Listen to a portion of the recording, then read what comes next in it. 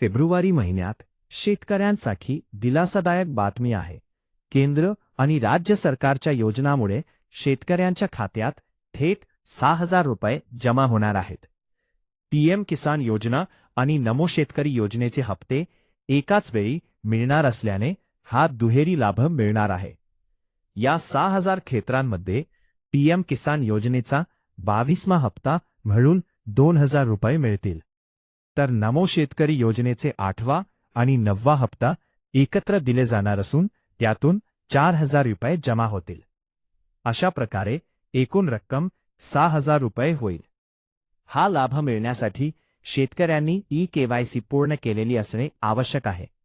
ज्यांनी ई-केवायसी केलेली नाही त्यांच्या खात्यात पैसे जमा होणार नाहीत. तसेच फार्मर आयडी असणेही गरजेचे आहे. दरम्यान अनेक शेतकरी अजूनही खरीप हंगामातील पीक विम्याच्या प्रतीक्षेत आहेत.